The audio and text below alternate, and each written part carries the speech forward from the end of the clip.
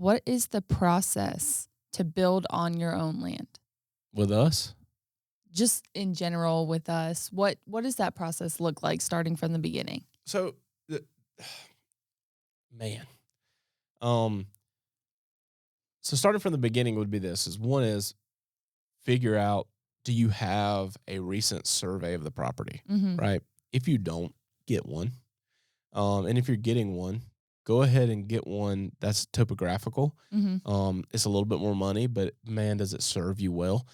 So when you get your survey done, you want to have a very recent one. A lot of times we deal with people who have inherited land, or they bought land that was farmland, agricultural land that's being broken up into smaller segments and sold. And there's things that go into that.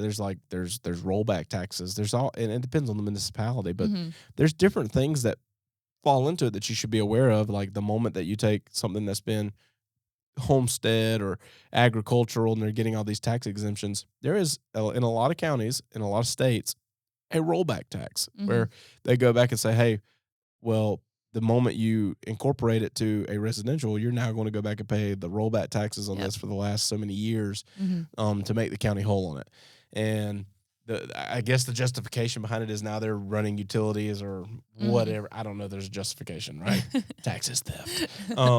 But that's one big thing. It's like being an educated consumer. There are some stipulations with that. And if you don't have a survey that was done within the last 3 years, I'd say 10 years maximum, get a survey. And when you get your survey company, ask them to do a topographical survey. And it's going to do a couple things, because we're not, I mean, sometimes we're dealing with people that have a 2 or 3 acre plot of land, but a lot of times we're dealing with people with 100+ acres. And there's a lot going on. There's a big story to be told about this 100-something acres. And so if you have a topographical survey and it's recent and up to date, we're going to have all the current setbacks. We're going to have copies of all recorded structures on there. Are there any easements on this property? Are there delineated streams on this property that you were planning to cross with a driveway? Because now if it's a delineated stream and you just want to put a driveway across it, now the EPA has to get involved, right? They got to come out there and say, yeah, we'll sign off on this for you to be able to put a culvert in and create an impound to go across this stream. And that sounds insignificant, but it's massively significant. And so having that updated survey will serve as a great foundation for your site visit and understanding things, because we can look at it and we can tell by the lay of the land, you want to build it at a high point. You want water running away from your property. So we can, pretty easily notice where those areas are, and we can find the most adequate places to do it.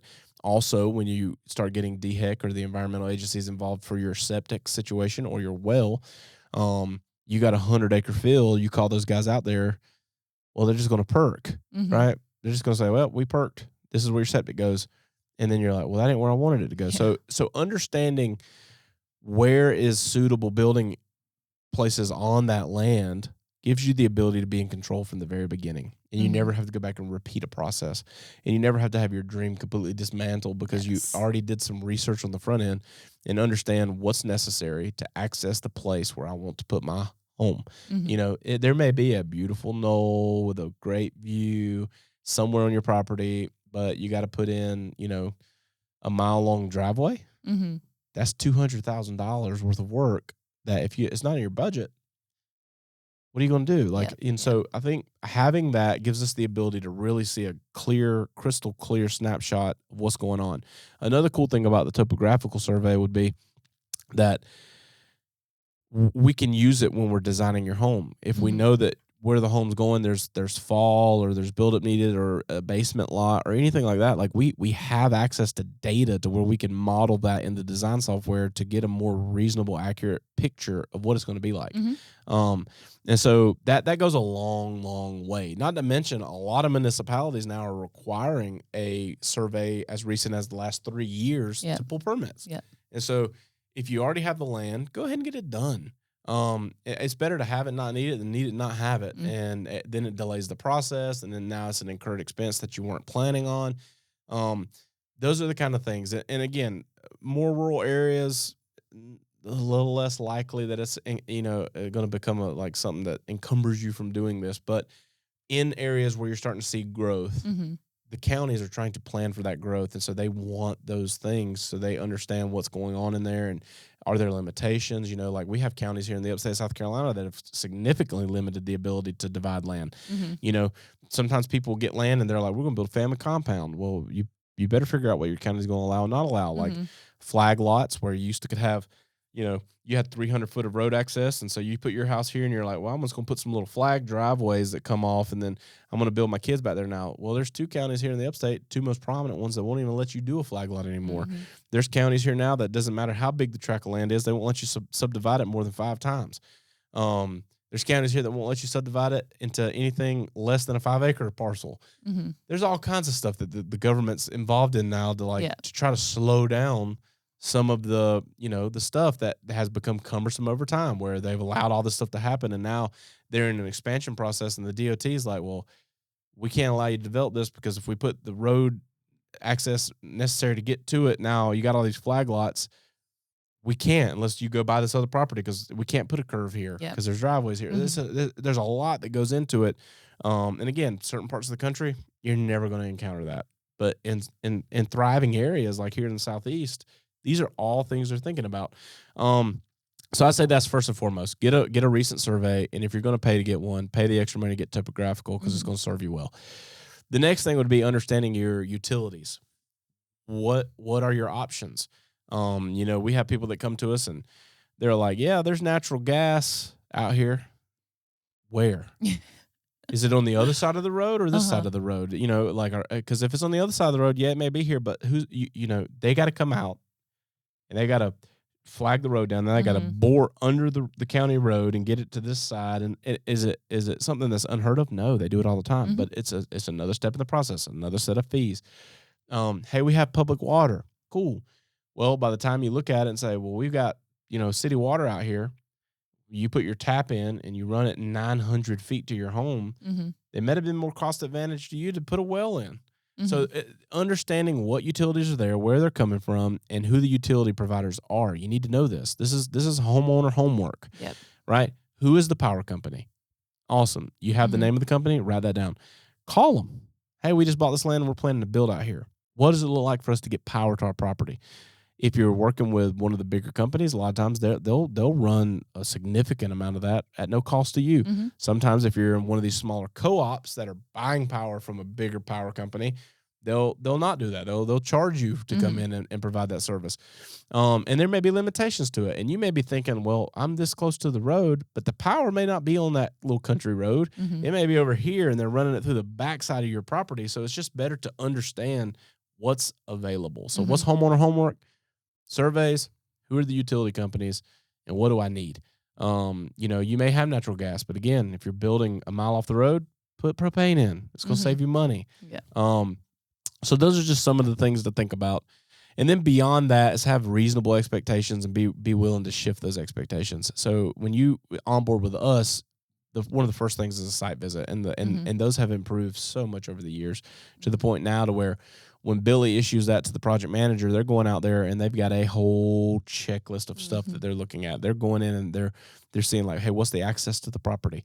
Is this access, adequate for us to be able to get transfer trucks in and out of here? Can we get concrete trucks in here? Is it an adequate drive? A lot of times people are buying this and there's an old road that's already cut in. Awesome. Is there elevation shifts in that road?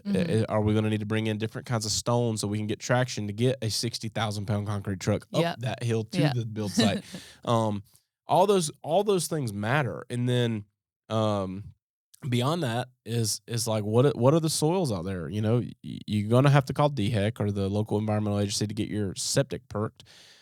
It's better to understand like what are we looking like? If you bought land in Eastern Tennessee and there's limestone on it, we better be looking for the place that doesn't have some, because it's expensive. It's expensive to get rid of it. So that's homeowner homework is know your land, get the boundary surveyed, get a topographical survey included in that so you know truly what you own, and then start building a game plan from, okay, I now know the limitations topographically. I now know the limitations with the boundaries and the setbacks that are upheld by the county or the municipality I'm in. I now know that I've got these resources for my utilities. and I can build a game plan now, right? So just doing that little bit of homework will eliminate 80% of possibilities, and now you're looking at a 20% possibility of where this home could go that fits budget, that fits needs, that fits DHEC, that fits setbacks and restrictions, and it makes it so much simpler. And then when your site visit is conducted, it's a much easier process because often this time project managers go out there and they spend 2 hours riding around on four-wheelers looking at different locations, and they're like, well, I mean, this would be beautiful, but you know, it's $200,000 to get here. It cuts down on a little bit of that. So those would, in my mind, are the most important things. The second thing that I'll throw in there as a caveat, and this is not a requirement to build, but this is just to educate you as a consumer. Understand your local municipality's tax, because you may have bought this huge tract of land. There may be an advantage to you when you have that survey done to survey out a smaller section of land that you build your home on, especially if you're utilizing financing. Because if something were to happen, you don't want to be liable that if something happened here, I lose all of this.